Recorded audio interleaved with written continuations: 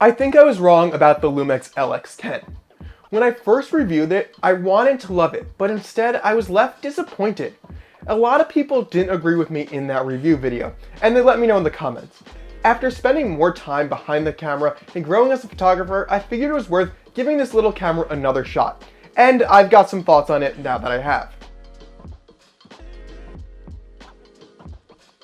If you haven't seen the original review, it's linked below. Just keep in mind, it was one of my earliest videos, so the production quality isn't quite there yet. With that, let's dive into it. It didn't start out great. The camera refused to turn on, even with brand new batteries, so I shelved the idea. A few months later, I thought, let's charge up the batteries and try again, and since then, it's had no issues turning on, and all the batteries work. So let's hope it stays that way. Not wanting to start off too negative, let's move on to the image quality and come back to the issues later on. The first time I reviewed the camera, I said the images were just better than an iPhone, and I don't think I gave it enough credit. While they aren't perfect, you can get some great results.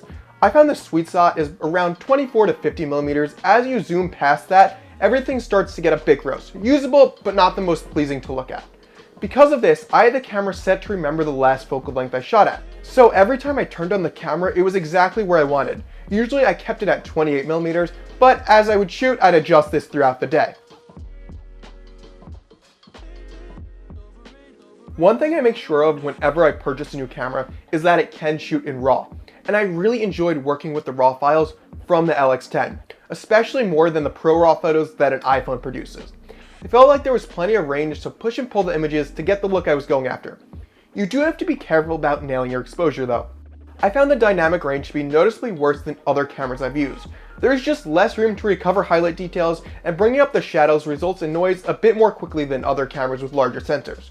When you do nail the exposure though, it isn't a problem at all. While we're talking about image quality, I do want to touch on autofocus. In my initial review, I was pretty critical of the poor autofocus performance. Obviously, it hasn't gotten any better, but maybe I've grown a bit since then.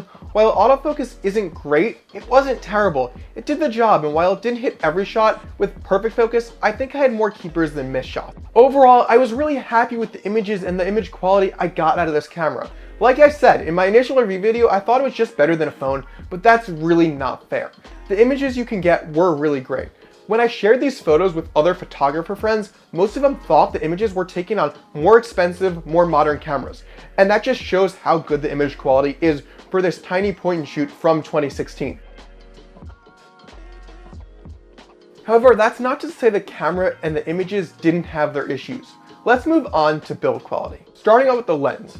This is probably the weakest point of the camera. Not because it's not a good lens, it's plenty sharp, but because it isn't the best when it comes to build. Feels a bit too flimsy. There's a bit of play in the lens that doesn't inspire confidence. The blades of the built-in lens cap got stuck and didn't fully open or close occasionally, which led to me shooting photos where you could see the lens cap in the corners of the photos. The other issue with the lens was dust. Now this is a common problem on point and shoots with retractable zooms, but that doesn't really make it any less annoying.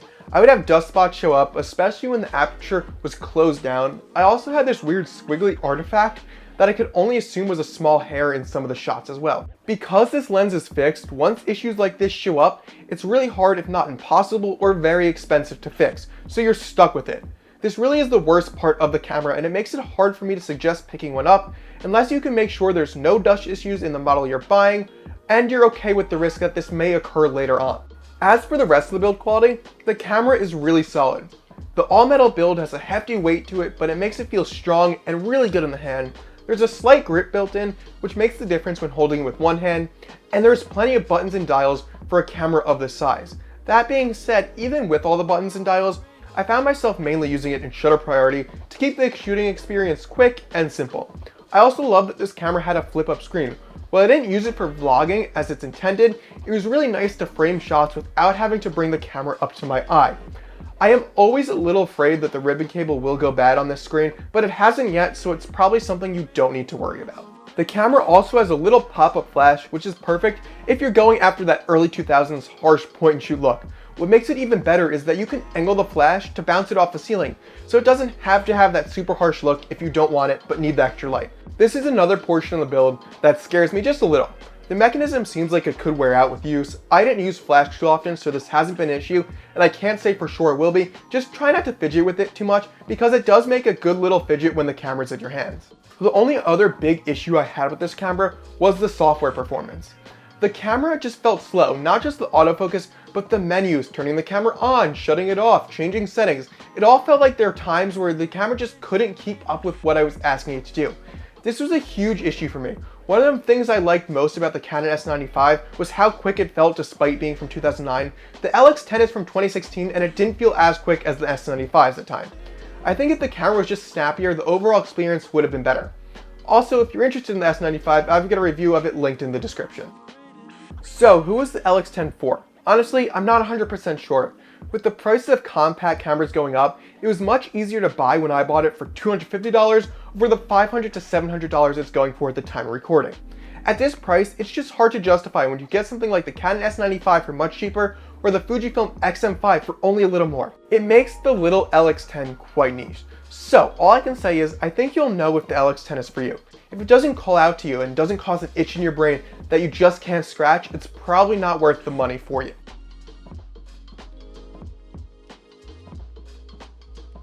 When revisiting this camera, I think I was a little too harsh on it the first time around. At the time, I had just moved to Sony and was in love with the full frame look and autofocus performance, and I couldn't imagine using such a small sensor. Since then, I've really grown a lot as a photographer and gained a lot of experience. I've come to learn while the best of the best performance is nice, it's not something needed to enjoy a camera or get amazing photos. I know this is said all the time, but it really is not just about the specs. Having a camera that you enjoy using is super valuable and will lead to you making better photos. And I enjoyed using the LX10. It was fun to have a camera so small and easy to take everywhere with me. I enjoyed the simple shooting experience, and overall, I just had fun with the camera. And because of that, I got images I was really satisfied with. I'm not saying the LX10 is going to replace my Sony a7 IV or even my Fuji X100V that I daily carry, but it doesn't have to. I'll still find times to use the LX10 and enjoy it. Maybe it's just one day when I want a lighter setup, or when I know I won't be taking photos but still want to carry a camera with me just in case. No matter how I end up using it, I'm happy I gave it another shot. I hope you enjoyed this video.